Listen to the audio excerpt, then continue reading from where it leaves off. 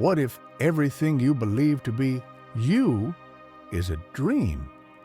Not a metaphorical dream, but a veil woven from memories, names, emotions, and fleeting thoughts. A phantom so convincing that it sits on the throne of your life, whispering, "This is who you are." But what if that whisper is a lie? For over 2 millennia, Buddhist sages, forest-dwelling monks, and silent Zen masters have pointed to a staggering truth, that the self you cling to does not exist. This isn't just philosophy. It's a spiritual earthquake, a dismantling of identity itself, a revelation that there is no enduring I, only a dance of causes and conditions flickering like candlelight in an empty hall. In this video, we journey beyond surface spirituality, beyond affirmations and self-help slogans. We will unearth the ancient Buddhist teachings that tear through the illusion of ego like a blade through fog. We'll explore the profound wisdom hidden in texts like the Prajnaparamita Sutras, the cryptic koans of Zen, and the startling metaphors used by enlightened masters to awaken their students. You'll discover why the ego, that voice in your head claiming authorship over every moment, is the ultimate illusion, and why letting it go is the key to unshakable peace. But this isn't just for monks in Himalayan caves. This is for you, the seeker, the sufferer, the silent questioner who knows deep down that there must be something more than this restless identity. In the coming minutes, you will not simply learn. You will remember. You will remember that behind the shifting clouds of ego lies the sky of your true nature, open, boundless, and silent. Are you ready to let go of who you think you are and awaken to what you truly are? Then take a deep breath, because the illusion is about to dissolve.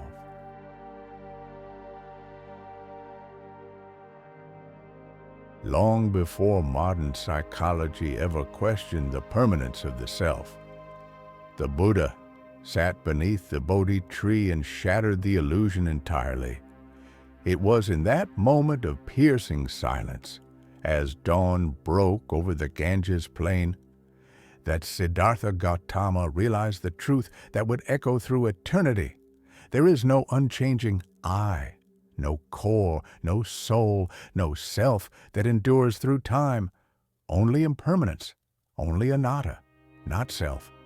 This concept wasn't born of theory, it was born of direct, lived experience. And yet, it defied the spiritual traditions of its time.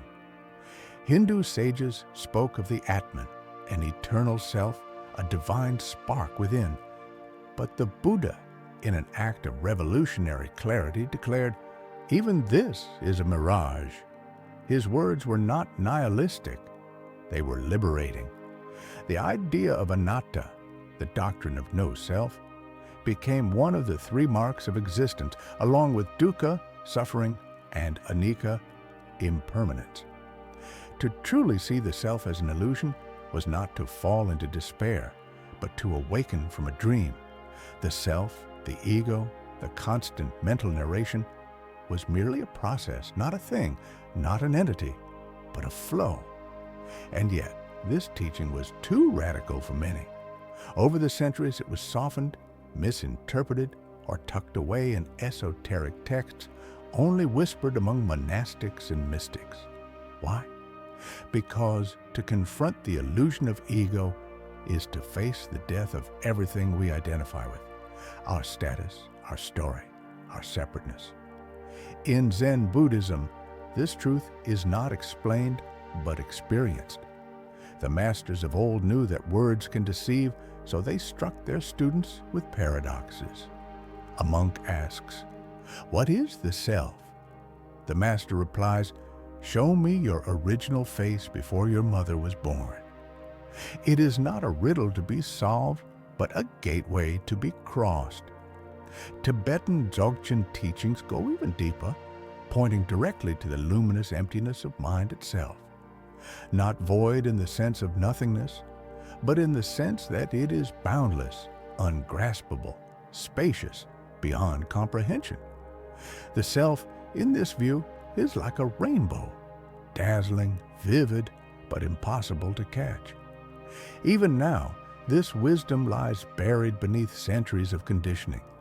The modern world teaches us to build up the ego, to brand it, market it, parade it. But the ancients taught us to dissolve it, not through denial, but through clear seeing. Why is this teaching so often ignored? Because the ego is clever. It will adopt even spirituality as its mask. It will meditate and chant and pray, all while strengthening its own illusion of control. That is why the true teaching of Anatta is not just a concept, it's a fire. It burns away everything false. And in that fire, something extraordinary is revealed. Not another self, not a better identity, but a vast, silent freedom. You were never the storm. You were the sky all along.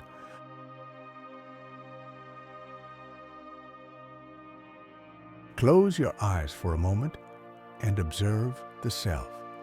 Where is it? Is it in your name? A word given to you before you understood what it meant? Is it in your thoughts? Shifting clouds that rise and fall without invitation? Or is it in your body, which changes every moment, cells dying and regenerating, never the same river twice? This inquiry lies at the core of Buddhist insight. The self, this I that feels so solid, is like a mirage shimmering over hot sand. It seems real until you move closer. The Buddha taught that what we call self is merely a collection of 5 aggregates, known as the 5 skandhas. Form, the physical body; sensation, feelings of pleasure, pain, or neutrality; perception, recognition and labeling; mental formations, thoughts, habits, desires; consciousness, bare awareness of objects. These 5 are not the self. They are processes, always changing. Like actors in a play, they come together to perform the illusion of a unified character. But once the spotlight fades, there is no core actor, only the stage. Here's the paradox. The self is not a thing.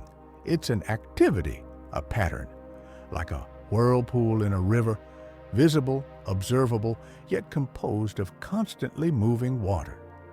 If the movement stops, the whirlpool vanishes. Likewise, the self persists only through mental momentum, through grasping, remembering, defending, desiring.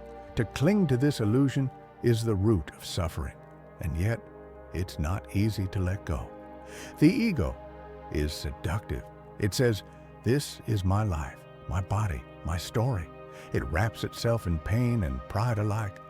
But the moment we begin to observe, truly observe, we see that every thought is borrowed, every feeling is passing, and every identity is stitched together from fleeting impressions. Let me tell you a story from Zen tradition. A young monk asks his master, "Master, how can I find my true self?" The master replies, "Who is asking the question?"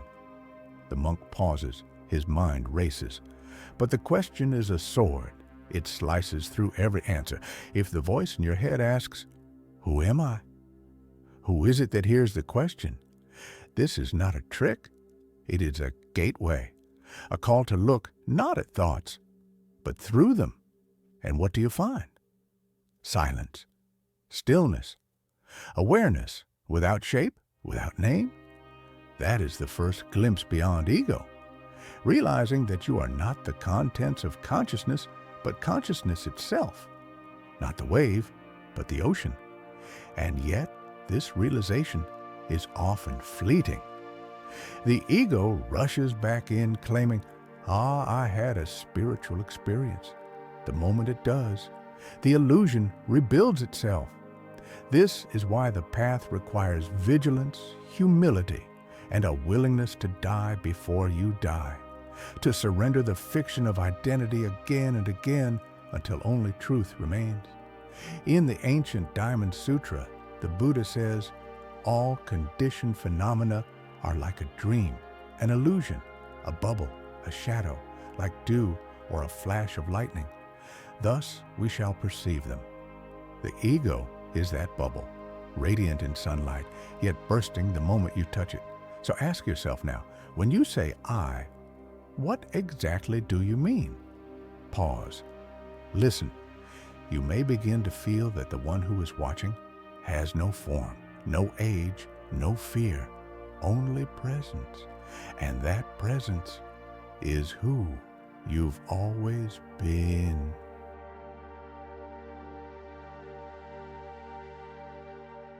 By now, you may sense it, the tremor beneath your constructed identity, the loosening of something long held, long believed. But here's where the path grows subtler and stranger. Many seekers, upon realizing that the self is an illusion, fall into a new trap, one more refined, more dangerous. They proclaim, there is no self. Everything is empty, nothing matters. This is the era of nihilism, and the Buddha warned of it. To see that the self is an illusion is not to say that life is meaningless. Quite the opposite. The ego may be unreal, but awareness is not. Compassion is not. Awakening is not. The ancient masters understood this nuance. In Madhyamaka philosophy, Nagarjuna, the great 2nd century Buddhist philosopher, shattered every view, every position, until nothing remained but shunyata, emptiness. But here's the key. Emptiness does not mean nothingness. It means empty of inherent existence, like a rainbow that appears in the sky, dazzling yet ungraspable. The self, the chair, the tree, the thought, all arise dependent on causes and conditions. Nothing exists in isolation. Everything is part of a sacred interbeing. You are not a drop in the ocean. You are the ocean pretending to be a drop. In Zen, this realization is often transmitted not through scriptures, but through direct experience. The cracking of a koan, the flash of insight as the mind collapses. Take this classic koan. When both hands are clapped, a sound is produced. What is the sound of one hand? It is not meant to be answered with logic. It's meant to derail the thinking mind, to force the seeker beyond thought, beyond self, into the raw clarity of awareness itself. Or consider this teaching from the Tibetan tradition. When a master tells his student, rest in the nature of mind, he does not mean to think about the mind. He means to look directly into awareness, naked, open, wordless, and recognize that it has no center, no boundary, no owner. In that gaze, the ego begins to dissolve. But beware, the ego will reinvent itself endlessly. It may now say, I am enlightened. It may wear robes, recite mantras, speak of emptiness, but all as a new identity, a new mask. True realization leaves no trace. It is like the wind. It moves, it touches, but it does not cling. The Heart Sutra, one of the most revered texts in Mahayana Buddhism, declares, form is emptiness. Emptiness is form. No eye, no ear, no nose, no tongue. No self, no attainment, and nothing to attain. These are not poetic riddles. They are keys. They open the gate to a perception free of division, where the duality between subject and object, self and other, begins to collapse. And what remains? Not a void, but an intimate vastness, a quiet that holds everything, a compassion that arises not from duty, but from the understanding that there is no true separation between me and you.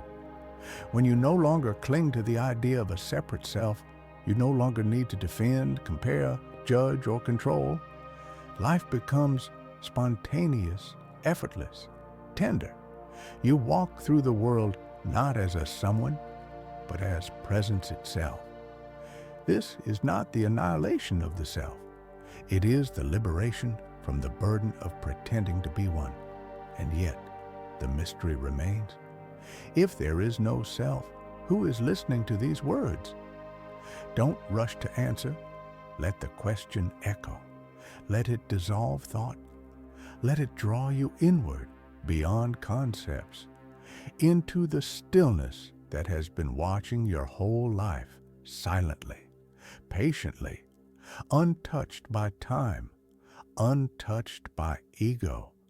That is not a self. It is truth wearing your face.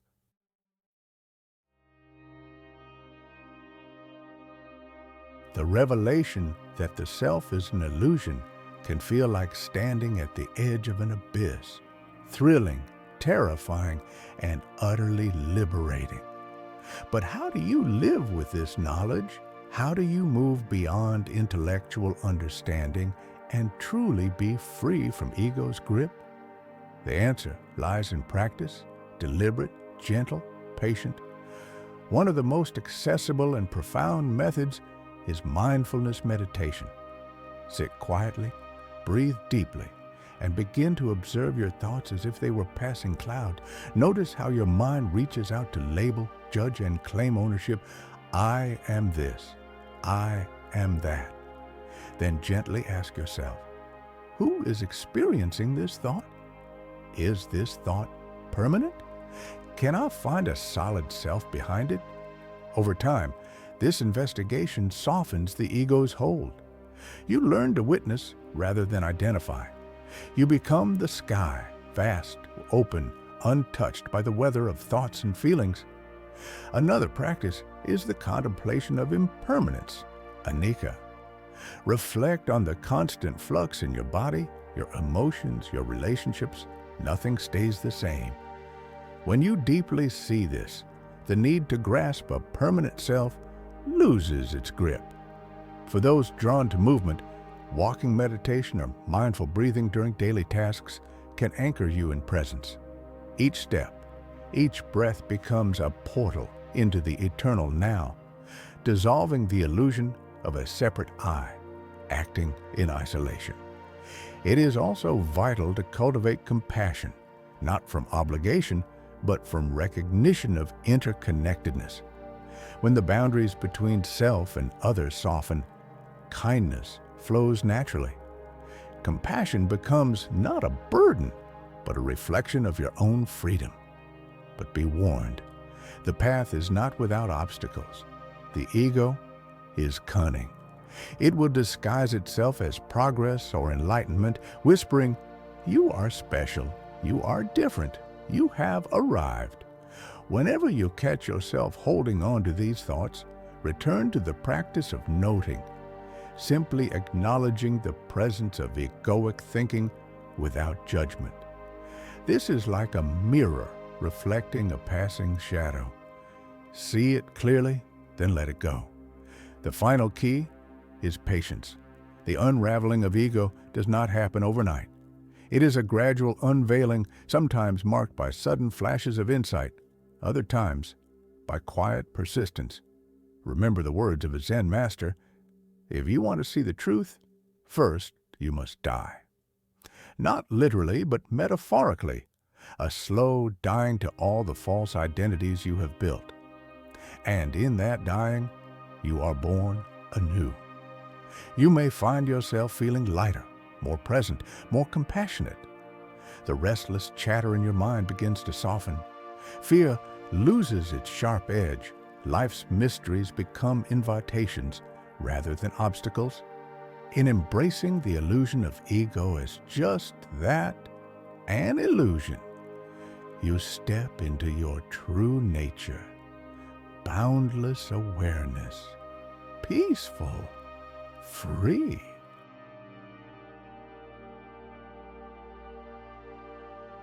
As we draw this journey to a close, pause and let the truth settle like a quiet dawn within you. The self, the I you've carried like a sacred flame, is not what it seemed. It is a story, a shimmering illusion woven by the mind, flickering like shadows on a cave wall. The ego, that persistent voice claiming ownership of your existence, is not the master of your being, but a passing cloud in the vast sky of awareness. Buddhist wisdom, carried through centuries by enlightened masters and whispered in the silence of temples and forests, calls you to awaken. To remember that beneath the restless surface of identity lies a boundless, timeless freedom. A presence that watches without judgment, loves without condition, and simply is. This is not an abstract idea. It is a living truth, waiting for you to touch it in your own life. So ask yourself now, what if letting go of the ego's grip is not losing yourself, but finally finding the unshakable ground beneath all change? What if the self you fear to lose is the very thing holding you back from peace? The path of no self is not an escape, but an entrance into a life of deeper presence, compassion, and authenticity. If this teaching has sparked something in you, I invite you to explore it further. Meditate on these words. Question your own stories. Share your insights and struggles below. For true awakening happens not in isolation, but in connection. And remember, the illusion of ego is not your prison. It is the veil, and you are the light that can part it. Thank you for journeying into this ancient wisdom with me. Until next time, may your path be clear, your heart open, and your true nature radiant.